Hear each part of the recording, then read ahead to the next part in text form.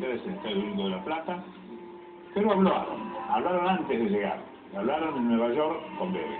Claro, María Santos, ellos terminaron de tocar en Sudáfrica, se fueron a Nueva York para seguir de cerca la obra, ¿no?, de Broadway, Spider-Man, que ellos están muy involucrados. Allí en Nueva York nos encontramos con ellos antes de que comiencen su etapa sudamericana. Van a Chile y después 30 de marzo, 2 y 3 de abril en el Estadio Único de La Plata. Quedan algunas entradas para el último día, para el 3 de abril. Nos encontramos con ellos muy relajados en Nueva York y muy expectantes y contentos, porque, a ver, todos lo dicen, pero a algunos se les nota que tiene más de verdad en el dicho, que es que aman venir a Sudamérica, aman el público sudamericano, aman el público argentino, y YouTube está esperando venir por tercera vez, con una tecnología y un show impresionante, el 360 Tour.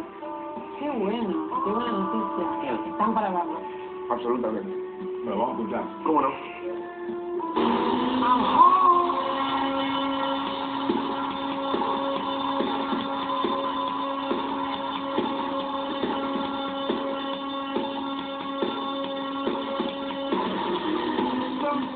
Lessons with an Irish accent.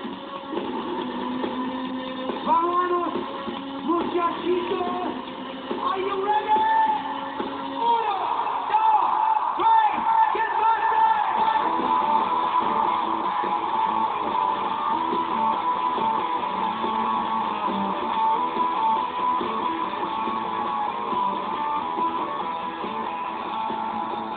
This question is for Bono, but maybe Liech can answer it. Bono, you help people, you try to change the world for good, you never make any scandals, every news in the media is good about you. I've tried a few times. Yeah, but you people just don't believe me. You know, but I walk naked outside of a pub, and nobody takes a Dublin, photo. no one takes a photo. But you know, they give me money. She seems to be perfect. Do you have any weakness, any fault? Or fault? A normal guy.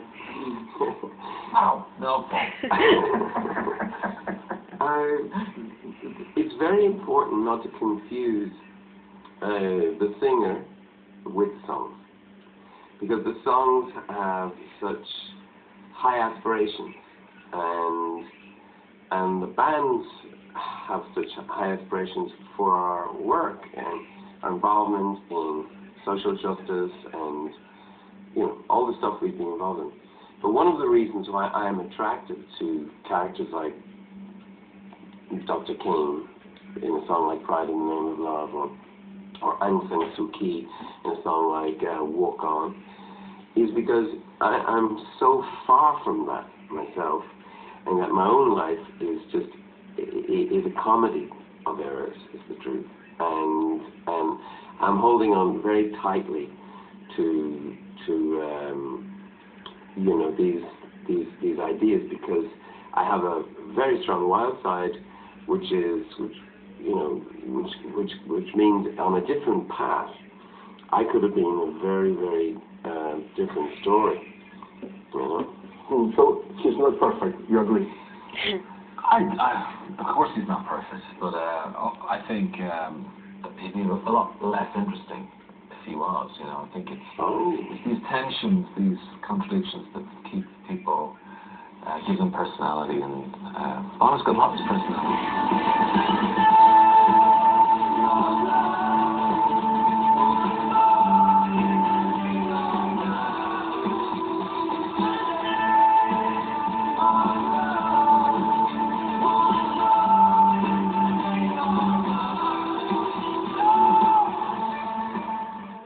To understand a commitment to non-violence. People find that funny because people who grew up with me in Dublin find that funny, that I would be a supporter of Dr. King or Mahatma Gandhi in non-violence, because that wasn't my nature. My nature as a person on the street was quite physical and quite aggressive.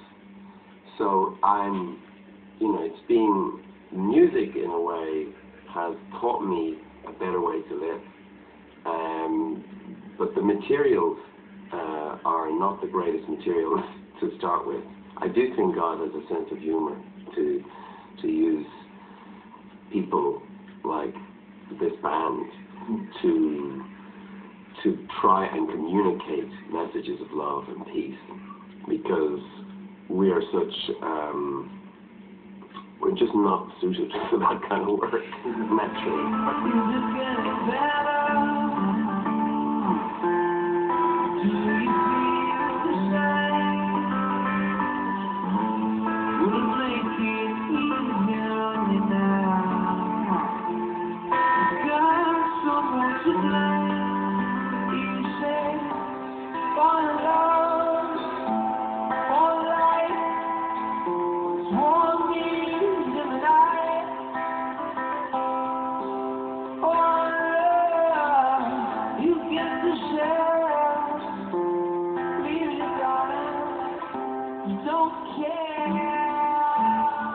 When Bono goes into a political meeting with somebody, he's not just going on his own, he's kind of representing U2 and the U2 audience. So it's a very powerful thing. And they're much more afraid of the U2 audience politicians than they are of me, because they're people, rock and roll audience, very vocal audience.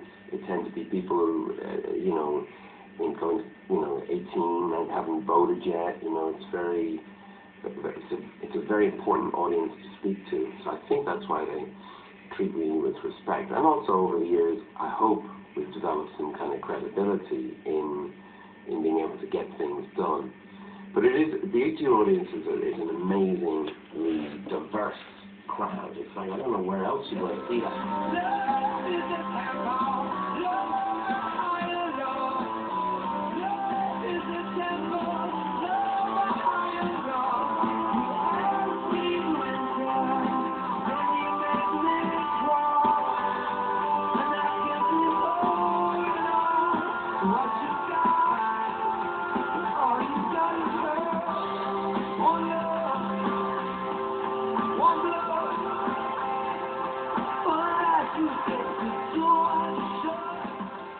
But I think the first rule of rock and roll is not to be dull. And, you know, first off, we're a rock and roll band. We make a lot of noise. We make very splashy, vivid, luminous neon shows. And we communicate through words and music. Really the language of the spirit, more than an intellectual language. And I think that's the surprising thing, that though our commitments in social justice tend to be quite cerebral and thought through, our music is not like that. I don't want to go to a rock and roll show and have some guy lecturing me or preaching at me or something from the head. U2 shows a different kind of affair, you know. It's a carnival. It's a revival show, it's a political rally, it's a rave, it's a rock and roll show, it's a folk show, it's so many things.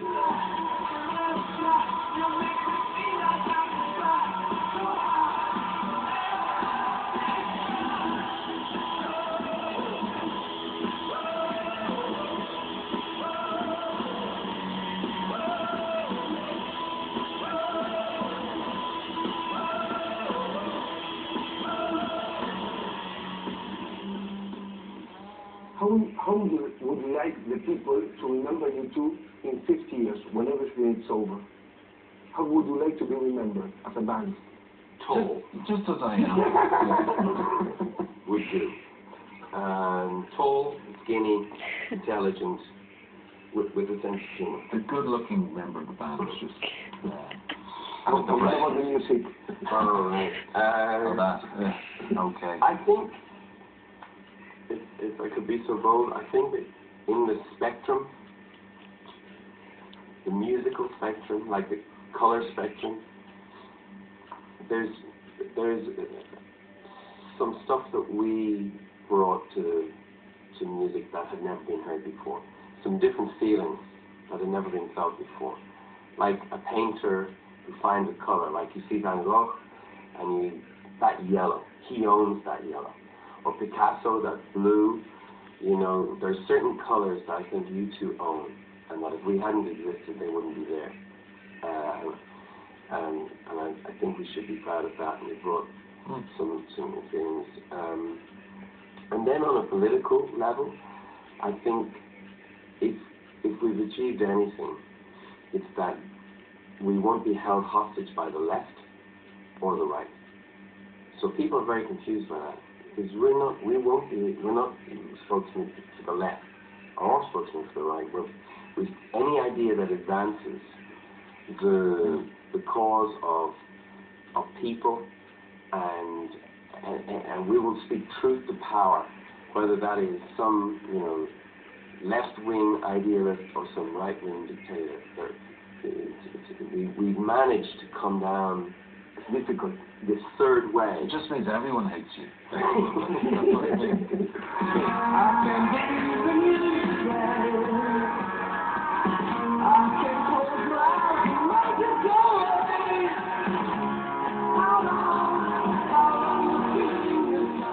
You are very successful since you are very young. Maybe you never went to the cinema with your family, to the cinema, you never went to a restaurant, you can't walk alone in a street of any city, you can go to the work by bus or by subway. Well, we do. I come down to this studio by subway. Really? Where we are now, where we're working. So what was the time? And without count, now I only do it in the winter because I have a scarf. See, the nose, I've got to watch the nose. I'm very proud of my nose. But my nose Signature. This nose can get me into a lot of trouble. Because if I'm sitting on the subway, people look up, they go, that's Donald's nose. And then they go, oh, and that can be in trouble. But with scarf over the nose, I love to travel the subway. And remember, in Ireland, we live very normal lives because the people of Dublin, our city that we all grew up in, are genuinely bored with us. They're bored. We like it that way. So we go places, no one pays too much attention, and bars, restaurants.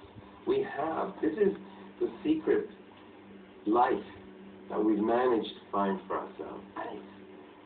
And it's so precious because I think very few people have it who have been through this whole process of fame and all of that. We've done the low-key thing now. We've done the kind of humble hype. Don't you think it's time to... We've done the low-key thing now. We've done the kind of humble hype. Don't you think it's time to just go for it? Bling. Bling, Rolls Royces, just... Hookers. Yeah, the whole thing. You tell your wife. Yeah, okay, that's true. But what else? Otherwise, ready? we're becoming a cliche. Bank robbers. Right. There's a lot of opportunities to take this in a new direction. Yeah, well, it might be time. We need some fresh ideas. I think I can give you some. It would be so great. I think that'd be good.